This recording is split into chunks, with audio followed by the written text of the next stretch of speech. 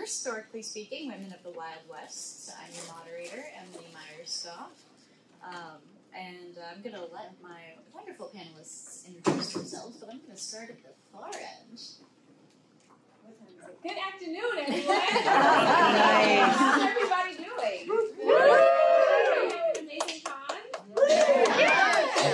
My name is Omi Richardson. I'm a professor at Spelman College, where I teach one of the classes that all freshmen have to take, where we retell history from the standpoint of those who have been disenfranchised and left out of the story. Wow. So we resituate African people and women in history that has been mistold, and I've been doing that for over 7 years, but at heart, I'm an educational psychologist and a counseling psychologist. I've been teaching at the collegiate level for a long time. I'm not going to say probably that'll age me. And I've also taught K-12 education. I have a book that is a critique of K-12 education in America, how it is as the youth with the trash, and how we have to reform it and work differently so that we can restructure it so that all children can benefit and learn the truth as it comes as it pertains to history. I'm just happy to be here with you all. Hi, my name is Toki Odunade. I am an editor, writer, fellow nerd, and I have I'm one of the owners of one of the premier stores, spiritual stores here in Atlanta, Gays Botanica, where we offer all types of things for people to explore various paths of tradition. Hello, my name is Jean Marie Ward. I write fiction, nonfiction, and everything in between. I write historical fantasy. I've got something in an anthology called Dragonesque that is available at the vendor's room from the missing volume, and it's called Lord Bai the Magic Pirate. It's set in Nanjing in 1421, where I, as a former government wonk, I really wanted to trash a government conference.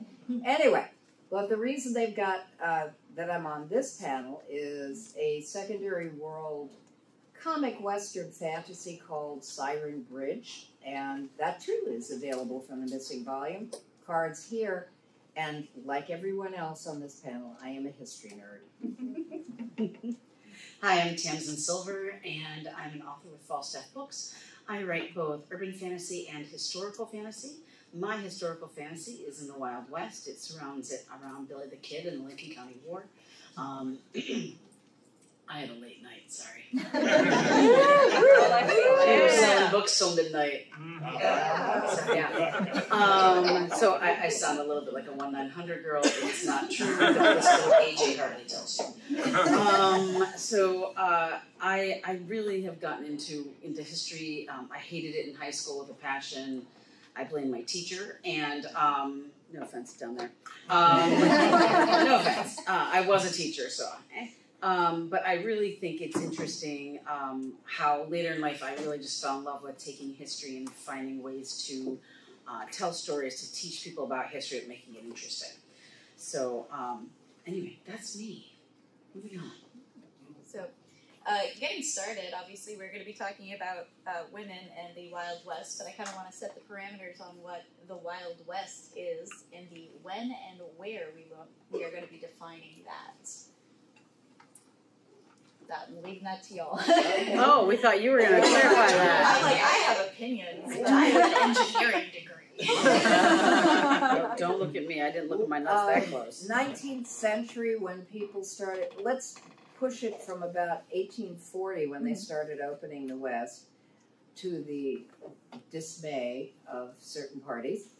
And up to, and I only say this because it was in the description, up to the time of Bonnie and Clyde. Oh, wow. So we're looking at about 100 years there. Yeah. So wait, when was Bonnie and Clyde? 1920s, 1930s. They died in 32, I believe. That's considered the Wild West? That was what was in the panel description. This is why we're setting the expectations now. I did not search anything that would be I prepped it. I prepped it. So, she will be doing the second half of this program. Yes, I was going to say also, there's a lot of things that talk about around 1865 when the railroads were completed, and you had an influx of people, of white people coming in from the west, from the east. You had freed Africans who were coming in from the south, and then you also had indigenous people who were already there, and Latinx people who were already there. So that's like between 1865 and 1900 is also a time period that they give for like what was the making and the forming of the West that we would see in history, and that was glorified in film and TV. And geographically, when we say west, are we saying west of the Mississippi? Yes. Yeah. Excellent. Okay, so now we have a picture. You're good. I can talk now. All right, so we're just going to dive straight into some of the women of the Wild West. We're going to pull them up and just start talking about them. Everybody, we good? All right, Okay. We're going to start with Polly Pry. Okay. Polly Pry, the women that I prepared the most all share one theme, and that is how they remade themselves in the West. And Polly Pry is a good place to start because, folks, that is a pseudonym. Polly Pry was, in fact, a East Coast socialite who married very well, and I'm going to get her original name, but nobody knows it. I've got it on my notes. Okay, there we go. Polly Pry. Mrs. Lionel Campbell Ross O'Brien. You can see why I'd forget all that run together. But in any event, Molly was an adventurous young woman. She married relatively young to a very wealthy man, and immediately, and within a couple of years, decided that she did not want the kind of life he was willing to give her. She wanted the money, but she wanted agency. You know, we think in terms of women seeking agency, seeking rights as a modern thing, as something that happened in the 1960s, and for all of you, your grandparents, for me, the people who were about 5 years older than me, that they wanted self-determination. But this is a constant in history for all peoples, and some people were more successful at it than others. Well, the woman who became Mrs. Lionel Campbell Ross O'Brien, the woman who became Polly Pry, managed to get a good divorce settlement and moved out to Denver, Colorado. Well, first of all, she tried to become a reporter in New York. They went, go away, little girl.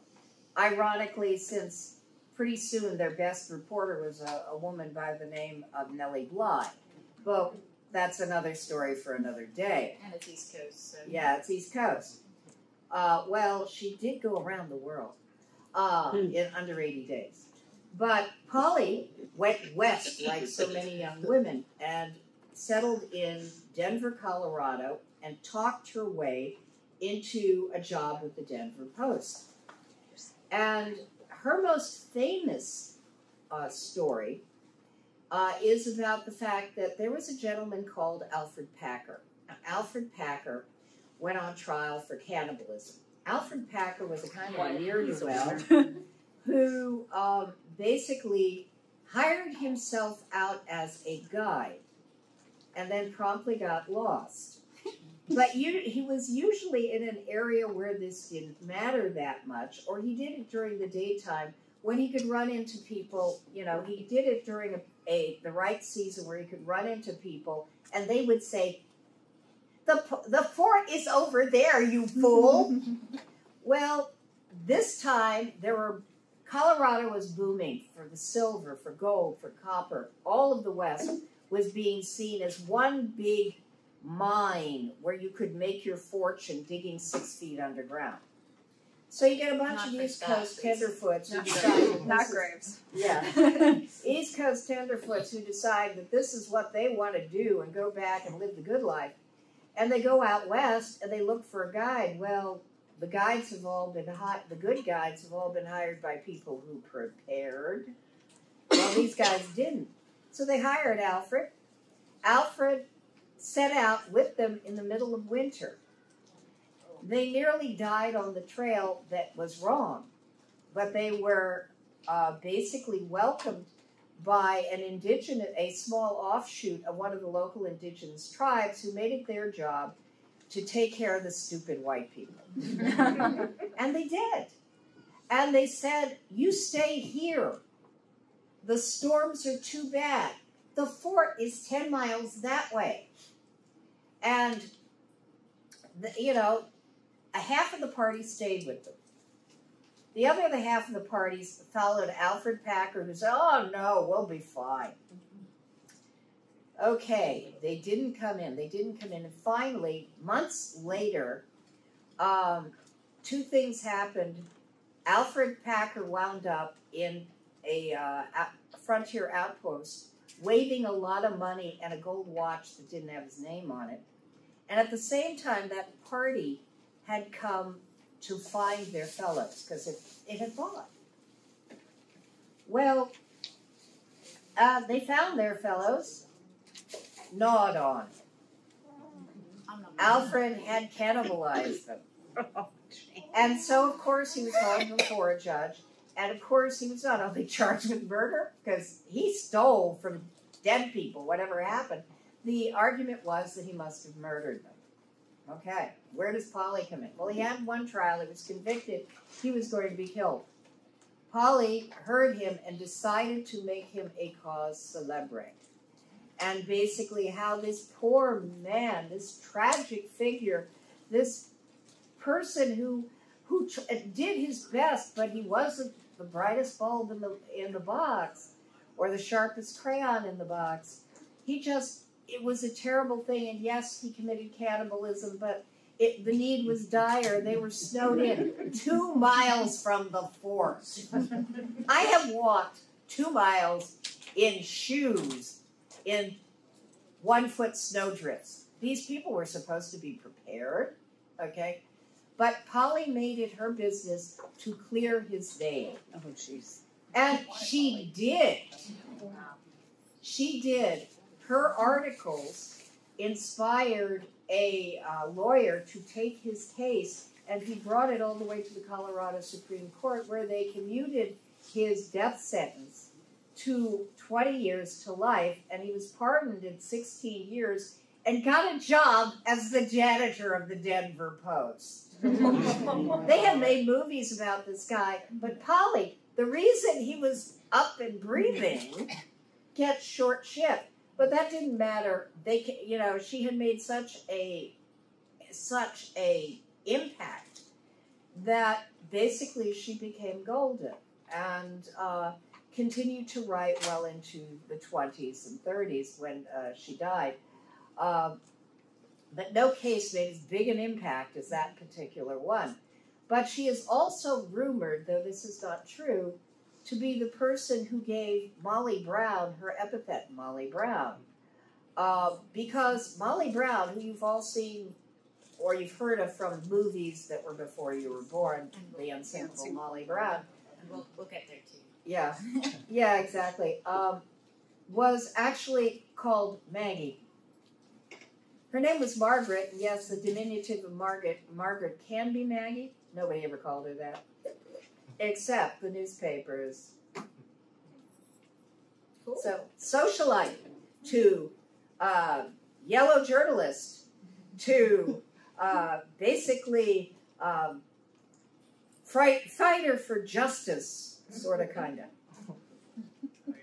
Interesting. Also, apparently, a really good nurse. She jumped in front of somebody that was about to get shot by Packer's lawyer, and Oh yeah, that's a whole other thing. I figured somebody else has to talk.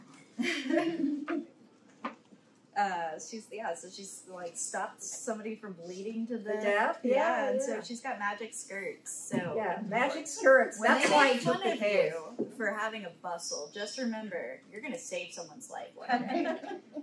So cool. Do we want to say anything else on Polly? No, we like Polly. Cool. All right. A little bit more traditionally Wild West. and definitely not the should have been actually Winona. Josephine Earp, Frontier Adventurer. Oh, well, that's me. I feel bad. No, you got to go to some of the others. Okay. Josephine Earp was born in New York to a family of Eastern European Jewish extraction. Her father was a baker. He was a terrible baker. So they moved out west and moved to San Francisco, where they needed bakers. So he made good money until people started eating his bread. While they were in San Francisco, Josephine took dancing lessons. Now, I don't know if any of you saw Tombstone, where Josephine is considered a socialite who took up the theater to the abhorrence of her family.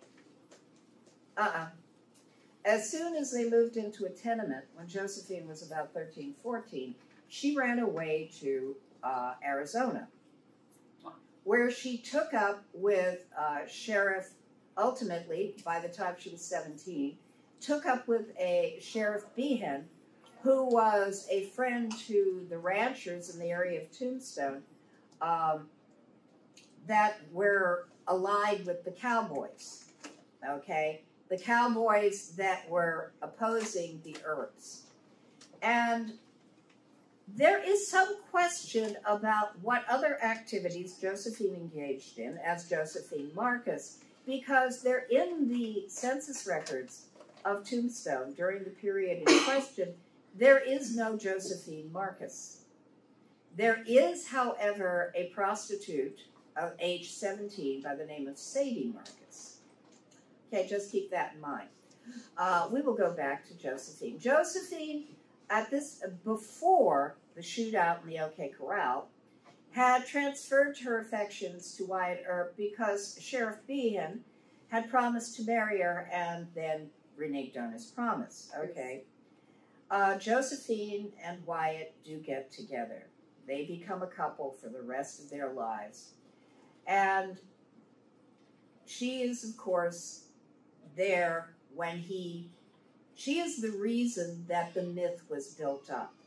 She started curating his story almost from the minute the smoke dissipated from the OK Corral. She started telling the myth of Wyatt Earp. And together, they made a career out of that myth, ultimately moving to Hollywood.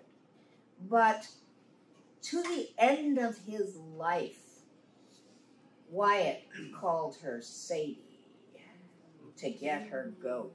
Every time she tried to stop him from drinking, "Well now, Sadie, I don't think I feel like." And he would go off, and worst case scenario, he would go off on hunting trips. The hunting trips were to a cabin where he drank himself, insensible. But Josephine was the one that was responsible for the whitewashing and also responsible for the fact that a lot of the facts of the OK Corral were obscured because they don't necessarily show the Earps or her in the best light. Interesting. Also, she never actually married Wyatt. They just had a common law marriage, so... Which was accepted, so... Just careful if you're, like, long-term roommates. There was only one bed. Right? But I think of it as a marriage because if you have to keep a house for a man, honey, you deserve the title. I mean, I've lived with one for 40 years. What happened to her? She died with money.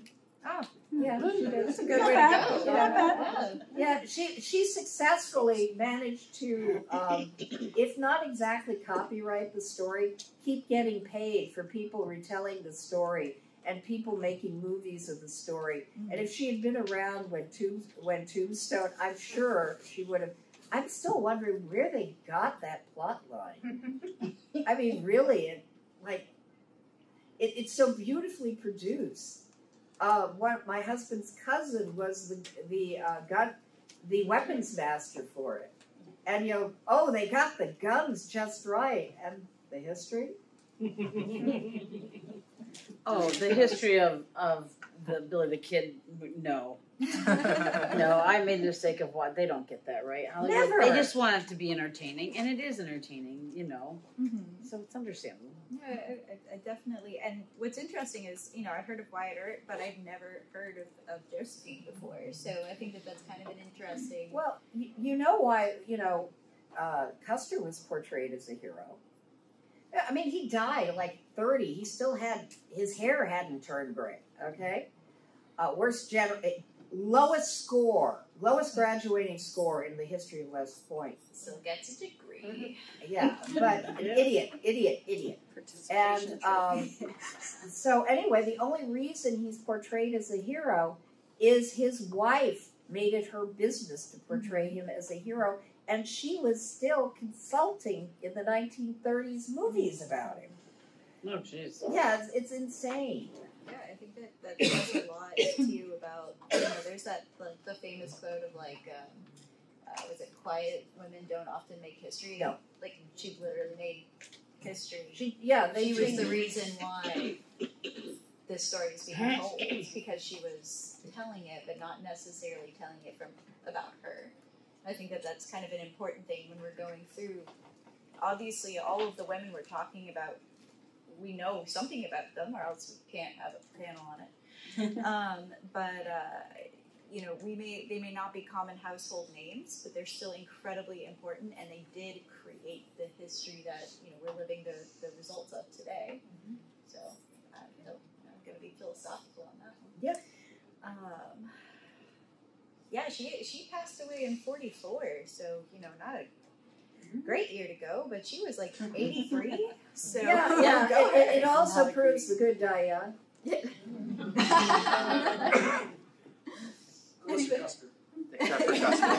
Well, it was good for us. He died young. Anybody want to say anything else about Josephine, Sadie? Wikipedia calls her a gambler, so I guess I could tell you. No, she won and lost several fortunes, but she kept selling her stories, or selling Wyatt's stories, so it turned out okay. Yeah, that's great. All right, I got next is Biddy Mason. Biddy Mason. Yeah. I bet all of us have her down. Right? I just found her story just fascinating because just the transformation as well. This is a lady who was born enslaved and not really nailed down the actual date, but around 1818, and somewhere in Georgia. Unfortunately, she was born into the system of slavery, so she was sold several times, and she was taken from her family quite a bit. Her final owner was a man by the name of Robert Smith. And Robert Smith was a pious sort, if you will, but he was also ambitious. So he converted to Mormonism and wanted to go west to create, I think he wanted to deal in cattle and some other things that he thought was going to be really lucrative. So he actually took his whole household, including Biddy and her 3 children, and went west. They were in Mississippi at the time, and Biddy actually walked almost the entire way when they through several states as they were going west, and she was tending to the sheep and with her youngest child strapped to her back. So when they finally settled, they bounced around, went to Texas, and eventually ended up in California. But at the time, he was telling them, Robert Smith was telling all of his people that he was holding enslaved, that they were going to be free. Well, Biddy was afraid of being separated from her children, so she chose to stay enslaved. But when they got to California, what he didn't tell them was that as soon as they stepped foot in California, they were all free anyway. Mm-hmm. And it took them several years, and Biddy made friends amongst some of the free people in California. And they were like, no. Because he was trying to take them back to Texas. Oh. Right. He was trying to trick them.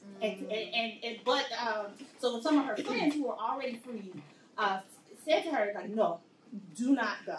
And even though it was a gamble, she was afraid, she stuck to her guns and was able to get a writ and stayed free. Biddy was a tremendous midwife, and nurse and healer. And they said for the rest of her days, when she went out on numerous house calls, she always carried her free papers in her bag with her. So she actually worked. It was a huge smallpox epidemic in Los Angeles at the time, and she worked tirelessly through this epidemic. And she actually made friends with a very prominent physician by the name of John Stroker Griffin. And for his work during the smallpox epidemic, he was actually granted some land. And through her association with Dr. Griffin and through the black businessman Robert Owens, they encouraged her to start buying land. So Biddy, who never learned to read, but she did teach herself how to speak Spanish fluently.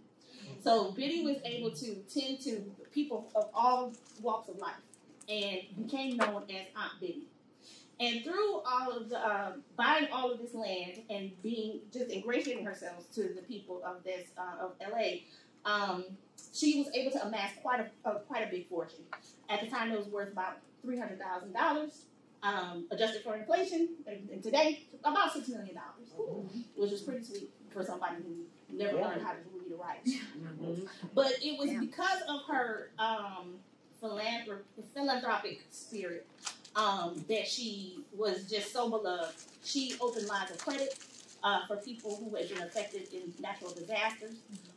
She was one of the founding members of the First African Methodist Episcopal Church, and actually paid the taxes on the plot of land that they had so that they would not lose it. And was a shrewd businesswoman. Was able to get and identify key points of land, and was able to, hold on to that land and amass quite a fortune for her family. So she actually, and why I thought that this was important, because she actually was able to amass all of this before people really understood how valuable that land was in California. Is because later on, when people did understand, there was a case, Bruce's Beach, much later in 1924. That it was a black family who had a very prime piece of real estate, and the city took it from them, claiming eminent domain, and in doing so, just seized it. And I don't even know if they were paid anything at the time, but just recently, like in June of this year, their heirs were able to settle with the city of Los Angeles for $20 million. That's awesome. Yeah, but 100 years later, I mean, yes, right. They were able to finally get what was due to them. But Biddy was just a tremendous, tremendous lady who was just very beloved, very sweet, very kind, even being born in such a hard existence for herself. And one of her favorite things that she would often say is, if you hold your hand closed, nothing good can come in. The open hand is blessed, for it gives in abundance, even as it receives.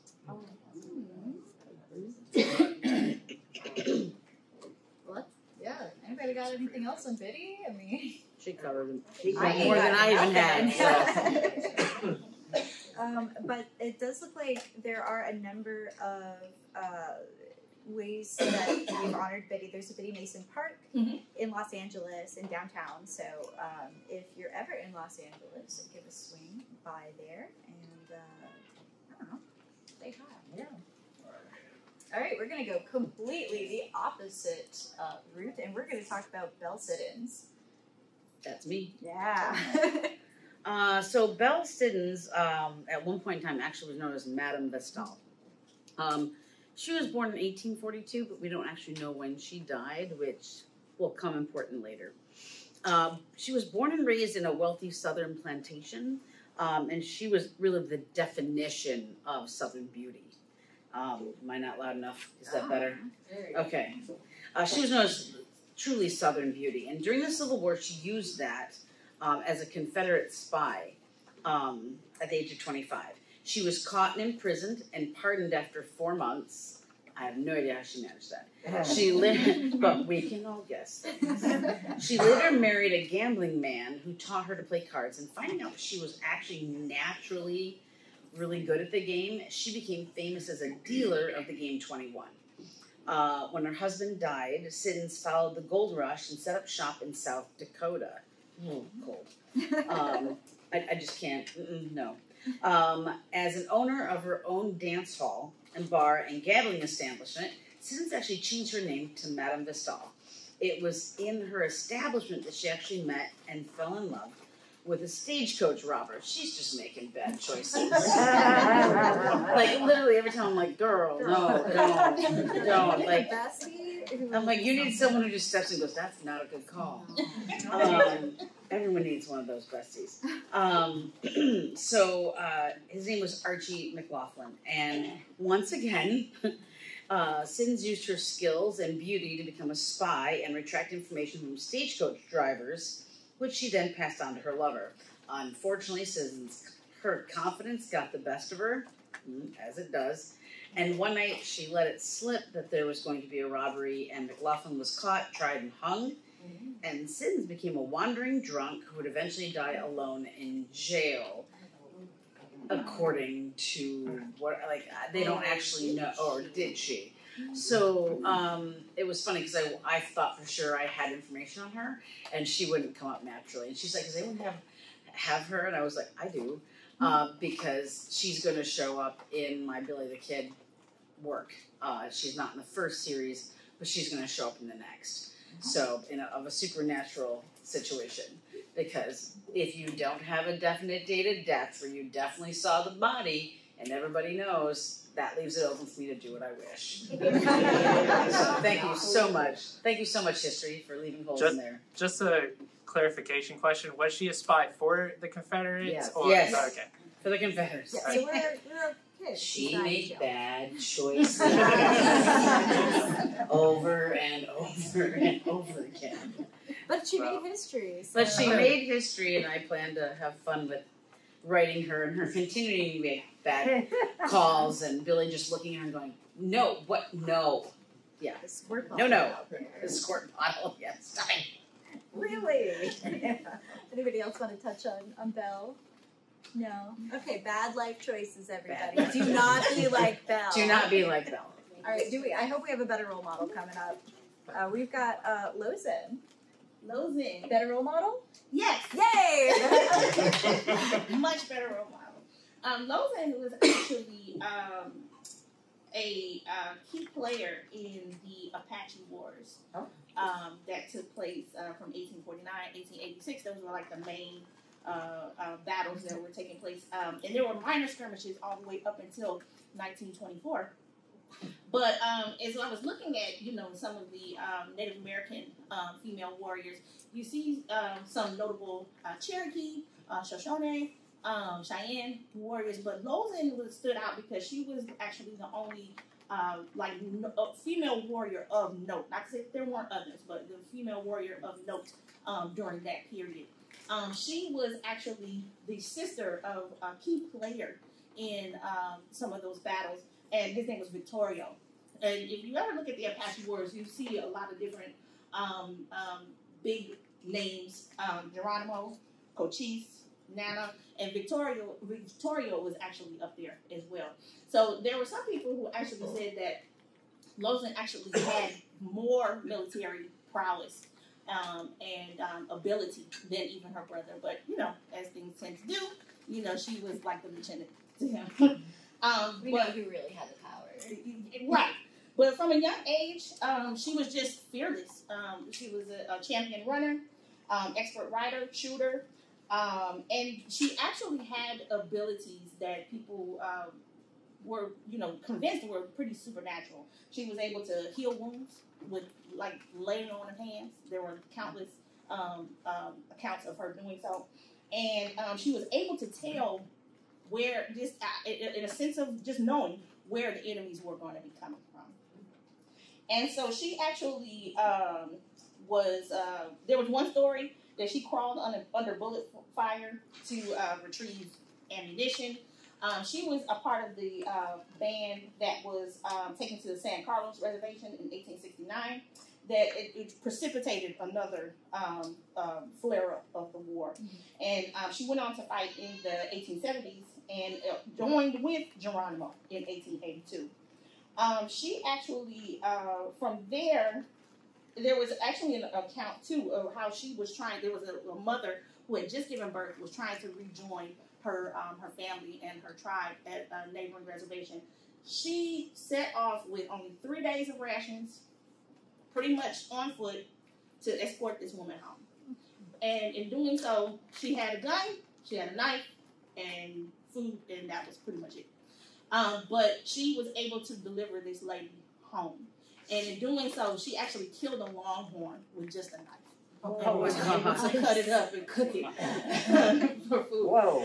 She stole another horse, and I think killed that soldier to be able to allow the mother to ride, and then stole a horse for herself off of a carroll. And she completed her mission and got that lady home as she had promised to do. So she was just really, really fascinating. She actually was there with, like I said, with Geronimo, and he surrendered in 1886. And unfortunately, she was removed to a prison in Florida. Some of the Apache were shifted at that time to Florida, and ended up in the barracks in Alabama, and she died. I think they said from tuberculosis at the age of 50. But she was just an amazing, amazing example of courage. Mm-hmm. Absolutely agreed. Yeah. I don't know if we'll be able to follow up with our next one, but we've got Mary Ellen Pleasant. Yes. By the way, Tamsin, that ring wants to come home with me. Anyways, there's proof of African descent people being in the West, well, being in the Americas, I'm saying, quote, in general, pre-Columbus, but also in the West as early as the 1500s. And so, when we fast forward to the 1800s, the West was a direction of freedom for folks who were trying to flee segregation, and those who had been fighting for abolition and were just tired and wanted to go to a place where in some places in the West, Black people were not only welcome, but they were also able to have political, physical, and economic freedom over their resources and over themselves, right? So Mary Ellen Pleasant, born in 1814 in Georgia, and she was known as a former underground conductor of the Underground Railroad in the 1820s. So she ends up in California, in San Francisco, and she's known to be the first Black self-made millionaire, way before Madam C.J. Walker. And the way that she did this was she would work as a housekeeper for prominent businessmen, and she would get business secrets. And she would those merchants, and then she would learn how to invest her money. She was a prolific investor in real estate and in mining stock, and she built wealth doing this. And then she used that money to not only fund abolitionist movement. She raised, I believe, $30,000 from Black people in California and sent that for the raid on Harper's John Brown's Harper's Ferry raid. So she helped to fund that. She also is known for starting the California branch of the Underground Railroad. So doing work there was a man by the name of Archie Lee, who was a fugitive enslaved person. She actually helped to write to pay for his legal defense to gain his freedom. So she was, doing big things out there. She also, let's see, what else do I want to say about her? So she invested in many of the endeavors that people around her, Africans around her, were trying to do. She was. They said that her accumulated fortune was estimated to $30 million by the 1880s. So that's a lot. Time period, right? Yeah. Now, bank account right now, 2023. So what's crazy is, of course, they come for people who are stepping outside of what the place that they should be in.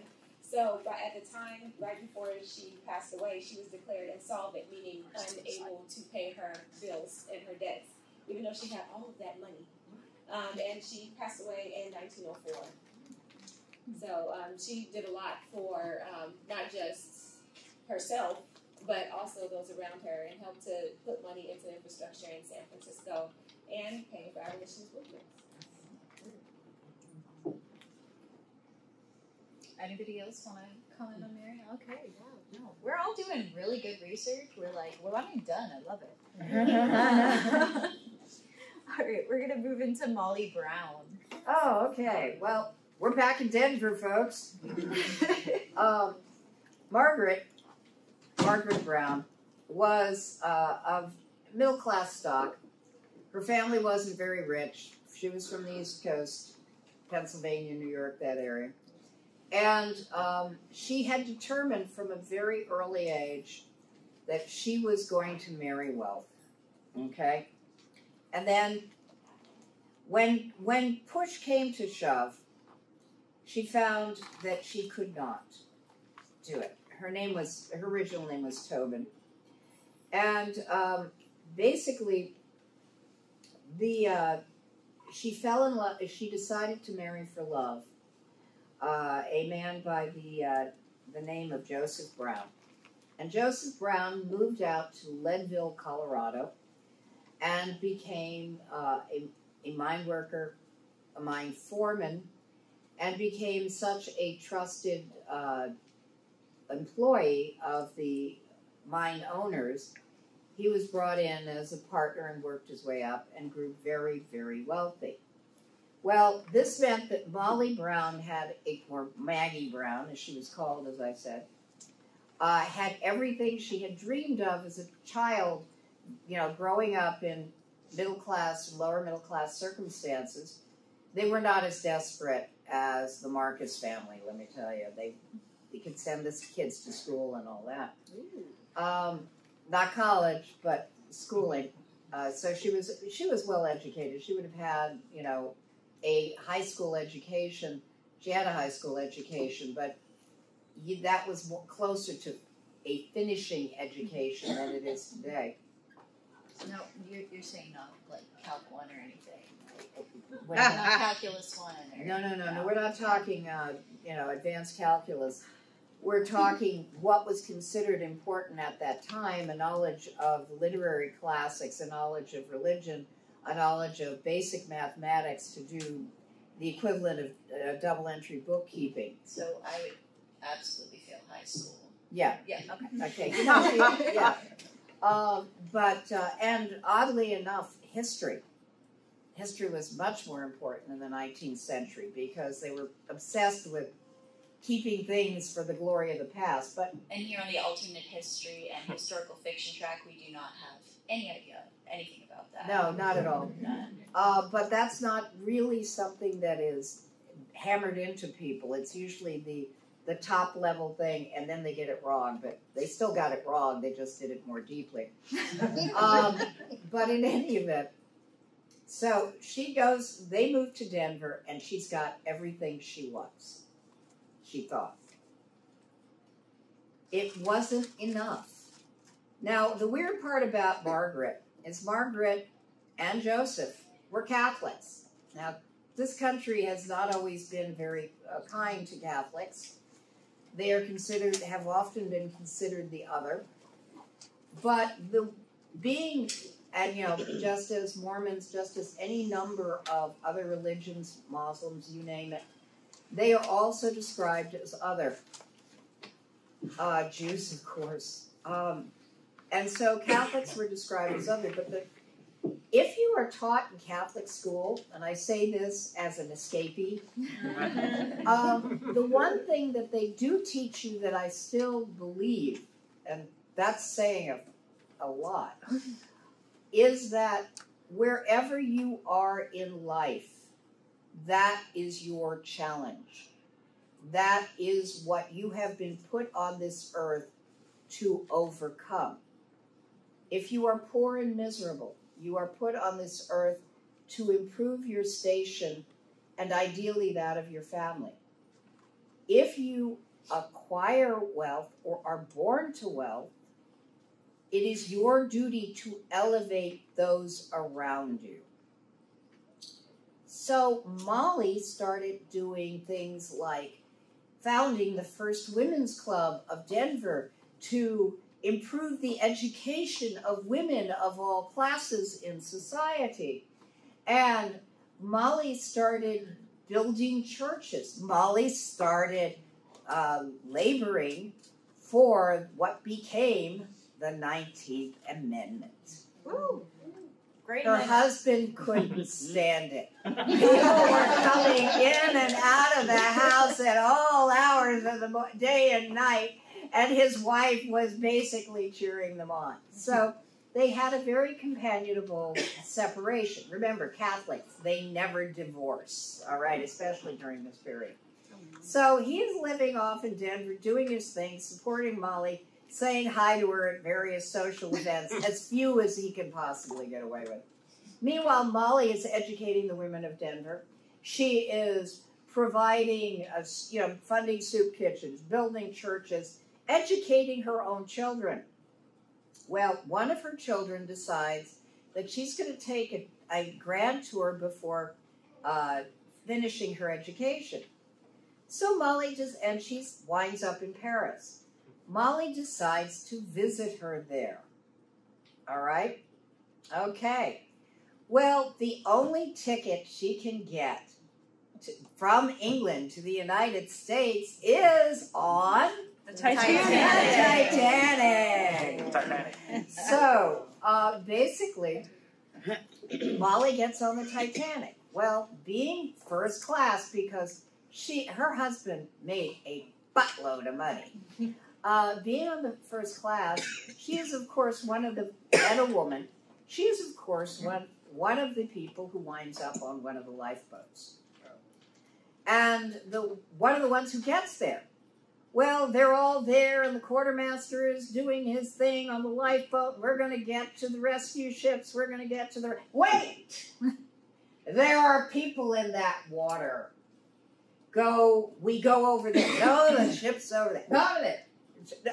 Well, she didn't make him turn around, but everybody in the boat remembered this. And so when they got on the rescue ship, the quartermaster was in deep shit.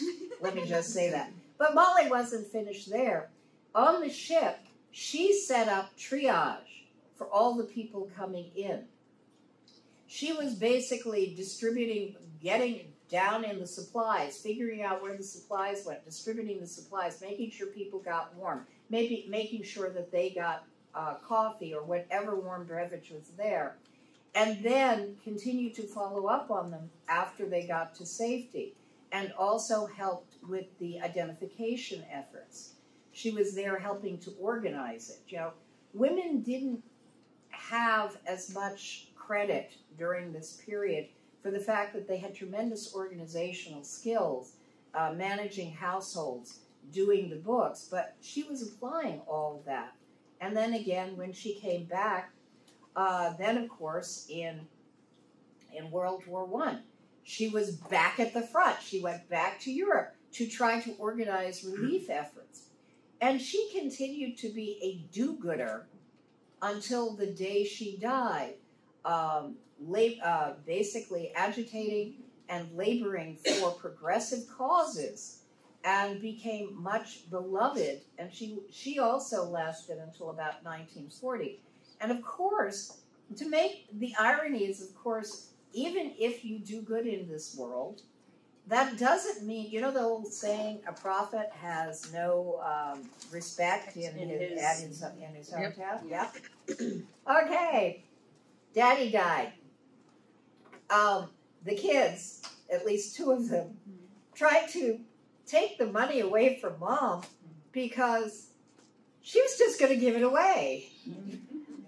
It did not end as badly as Mary Ellen Pleasant, but indeed there was a court case to the effect of Mom can't be allowed to have that much of Daddy's fortune. She's just going to give it away. But Molly, however, did not die insolvent. She also, was making bequests, and, basically two of her children, respected her until the day she died. So it's a better story. It's a better ending. Now you can read all the details. They got a lot about her on Wikipedia. But she was a model, and ironic coincidence, 9/11.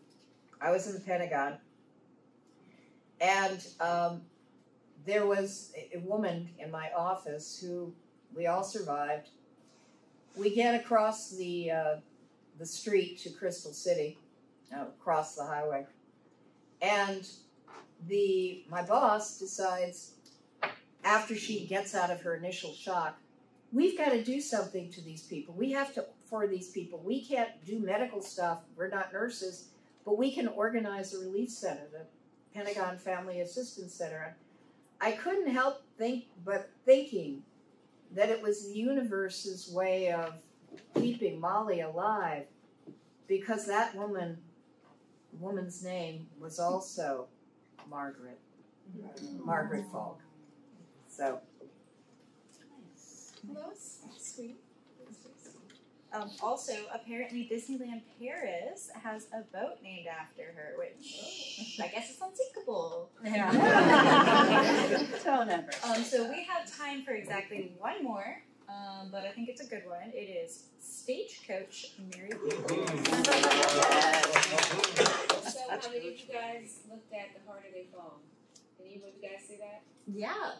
It was actually pretty good. However, although we love Zazie Beetz, she was not the representation. She didn't give the physical representation of Stagecoach Mary that we needed, right? Yes, absolutely. So Stagecoach Mary, I'm going to start at the beginning, was born into enslavement in 1832 in Tennessee, and she gained her freedom after the war. Right, but because she was close to the daughter of the family that owned her, the Duns, she stayed on.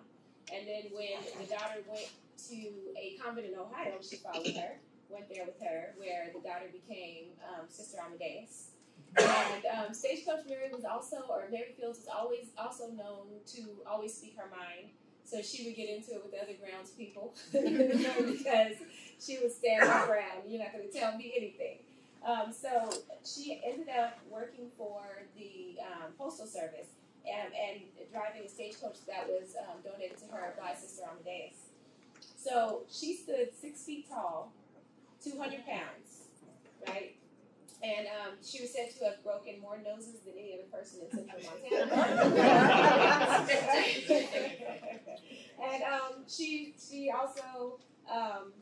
So this was a very hard job. It was not an easy job. Stagecoaches were robbed all the time, but she carried a revolver and a shotgun, and she would fight, and she would protect the mail, and she would drive the stagecoach through rocky, rough terrain and roads, through snow, inclement weather, whatever.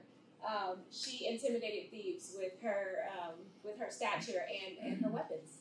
So she, some records say she did this for 8 years, some say 10, but she was the first Black woman, the second woman, the first Black woman to work in this capacity. And when she retired, she had a laundry service. She did a couple other things. She was known as an entrepreneur. She also worked with children. She babysat. She was very beloved, even though she was rough and rugged and would fight you in a minute. She was known to be soft, and the people loved her, and she loved children. And there's one story that she was at a saloon drinking because she liked a good cigar and some hard liquor. And a man came in who owed her a bill for his laundry, who hadn't paid. So she knocked him down with one swing and stood there with her foot on his chest until his bill was paid in full. And she did not have any other trouble with people paying their bills. But she ended up becoming so beloved that when she did pass away, the whole town participated in her funeral. So she was rough and rugged, but at the same time soft and beloved. Like, if I'm going to give my children to you, that says a lot, right?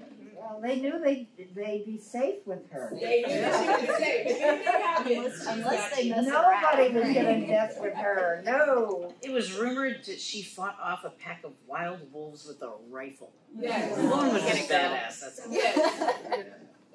Yes.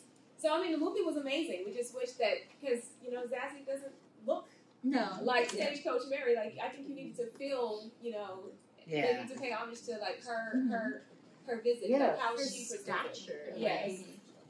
that's I think a big part of her intimidation factor. Yes. Oh yeah, I'm sure. I'm Because sorry. remember what the average size of men were at the time. Yeah. Absolutely. And she was never robbed, and she never ever missed a day of that She stage never missed a show. day. No. And she made it through that rocky route, that rough terrain. Like nothing deterred her, and she was going to deliver that mail. Don't mess with the post office.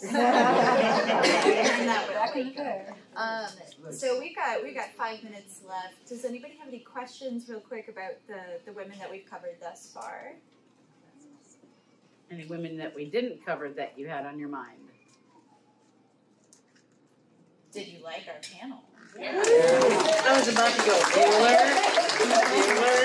Or if you did like this panel and you want to attend more just like this, please open up your app and give us a good rating on the app for this panel. We really appreciate it. And I would like to let my panelists plug their pluggables. Plug. That has a different meaning. So I will be here at DragonCon doing 3 more panels, I believe. I'm doing one this evening on Queen Charlotte. As you can see, I'm Queen Charlotte. I'm Queen Charlotte. So I'll be doing a panel on Queen Charlotte this evening. Tomorrow we're doing Women in Rock and Riots. And then on Monday I'm doing one on scientific retraction. So you can find me on the socials. My book is available on Amazon, and I'm down the way it's coming. You can find me on Instagram, Gays Botanica Atlanta. If you're ever in need. What is it? Gayas? It's Yay Oh, yay. Okay, yay's fantastic. Cool. I'll have to look that up. Okay. You can find me, oh God, all over the con. Going to How Epic is Epic in the sci-fi literature track to today after I leave this panel. Tomorrow I am going to be on a Star Wars panel about Star Wars and the modern military. Don't ask me the title. I have no brains. Somebody figured out that I did something called Strategy Strikes Back, Star Wars and Modern Military Conflict for the National War College. That was their fault. Anyway, after that, it'll be Sci-Fi Mysteries, back in the sci-fi track. And then on Monday, we're going to do Win, Lose, or Draw at the end of the con. So if you want to be insulted and have chocolate hurled at you, just let me know. Nice. So, yeah.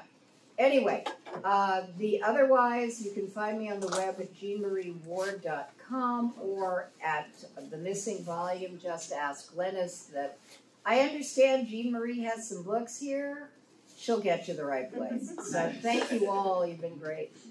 Tamsin Silver, you can find me at tamsinsilver.com. I also have my books, Billy the Kid, in the Missing Volume as well. You just ask for that. I have a panel in 30 minutes over in Embassy. All I've done today is go Embassy Cortland for the past 2 days. It's like I'm getting in my steps. I'm doing Cowboys in Unusual Places. Tonight at 10 p.m. in the science fiction track, I'll be cracking us up, our favorite humorous sci-fi and fantasy. And then tomorrow morning, it's not on my schedule, but I am doing the Angels and Urban Fantasy panel at the Westin at 10 a.m., Chastain 1 2.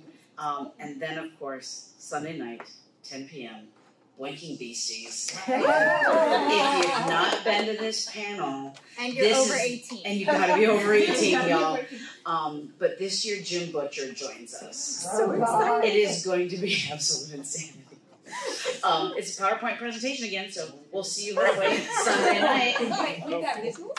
Oh, we got. Yes, they have And been I'm Leslie Byers stuff. I'm going to be running alternate history and gaming on Monday. It will involve a discussion of alternate history and gaming, and also a live demo afterwards where you get to participate in a game. Cool. We will not be doing live demos at Blinking Beasties. Wait, Mira might have something to say about that. Right? I mean, it's Dragon Con, y'all. It is Yeah. Dragon Con After Dark. Take nothing for granted. Please God. wear clothing. Please wear clothing. Thank you all. You've been wonderful.